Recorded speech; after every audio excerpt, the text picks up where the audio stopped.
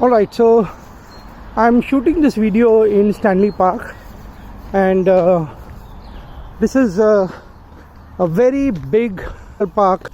It's one of the biggest parks in the UK, and in a recent poll that was taken in 2019, it was voted as the best park in the entire United Kingdom, which includes all the four nations of England, Scotland, Wales and Northern Ireland.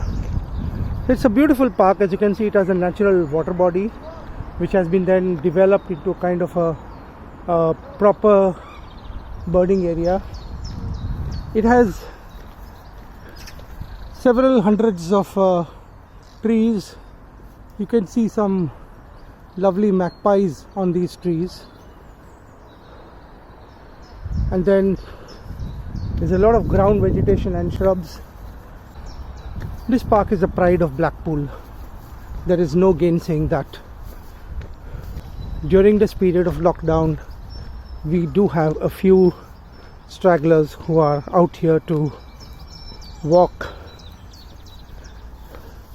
and perhaps to exercise.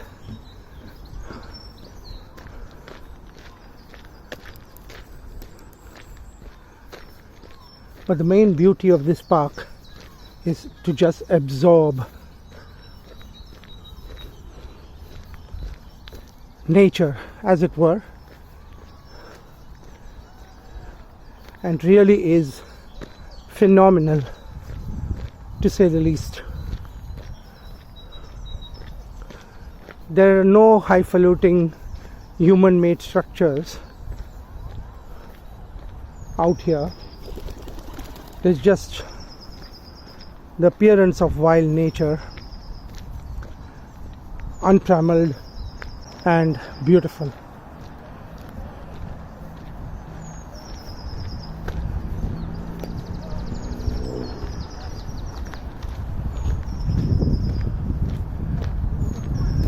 This is spring. It's mid-April. The daffodils are just fading away now. Actually, you can see most of the daffodils have now withered away as spring is now in full bloom.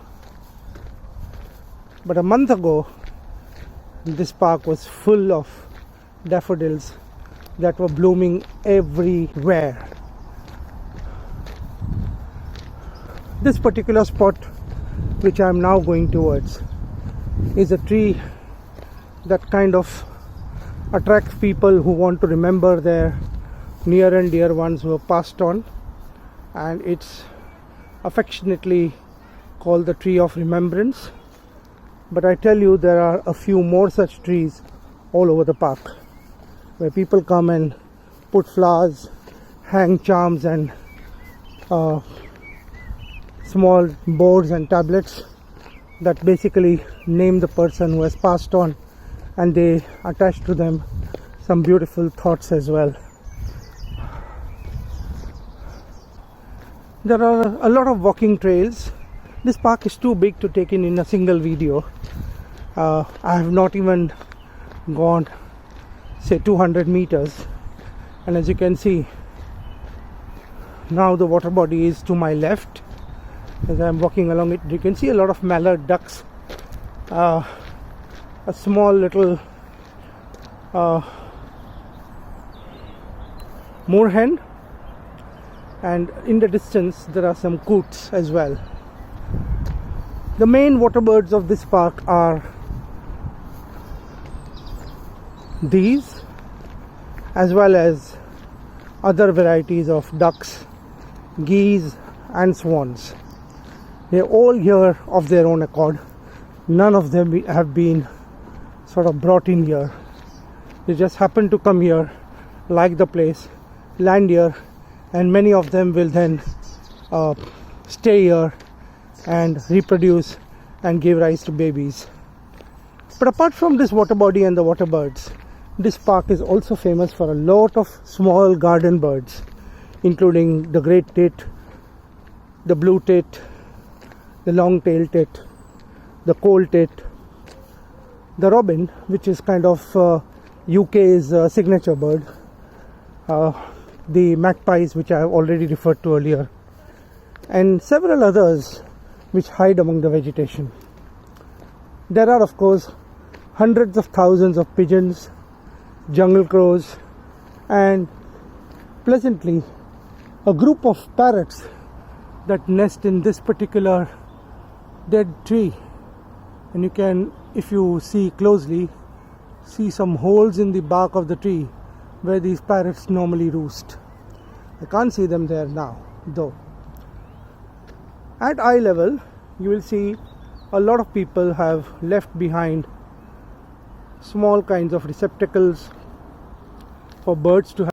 You can see here some pigeons that are attacking the food that I have put over there, and there is one pigeon who has been enterprising enough to get onto the bird food that I put in that receptacle. Grey squirrels don't very much like the small bird food.